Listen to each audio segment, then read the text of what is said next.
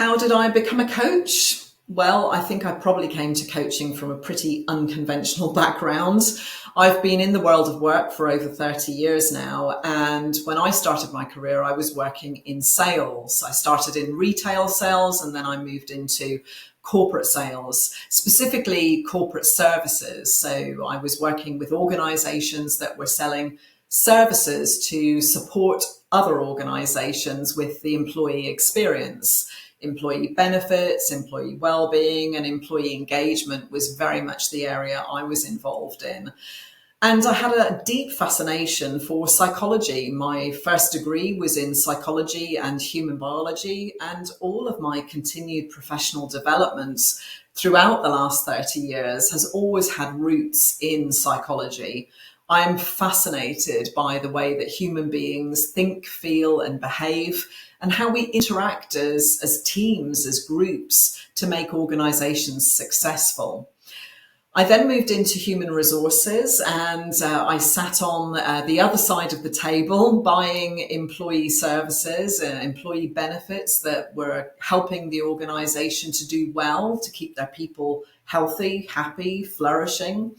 And I guess that really fueled my belief that we can treat people really, really well in organizations. We can support their learning, we can support their development, we can support their intellectual curiosity, their health physically, mentally, and emotionally.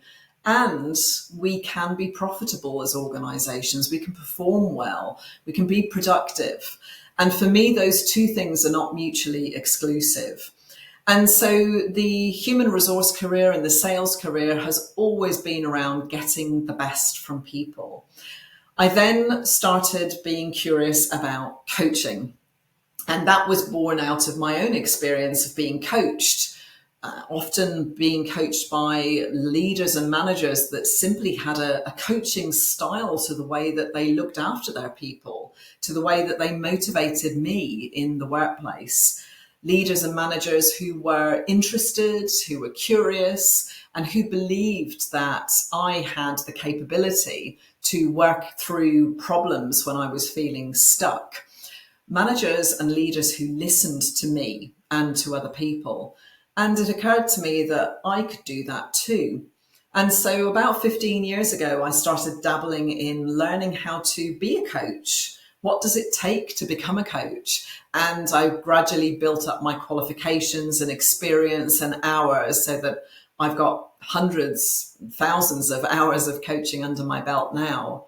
I started my business about 11 years ago, and I specifically focus on the employee experience, both in terms of groups. So I coach small groups, and also coaching individuals. And I specifically focus on coaching leaders now, because over the last decade, I've realized that when we coach leaders really effectively, we make a difference, not just to that one individual, but it's like a ripple effect. We make a difference to everybody around them, their community, their team, their bosses, their shareholders, their clients, their customers, and of course, the community that they're involved in outside of work as well.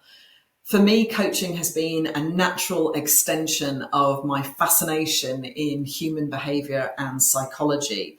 And it allows me to continue to learn whilst continuing to practice, continuing to support human beings in the workplace to have an experience of work where they thrive, they flourish, they interact in healthy ways with other people.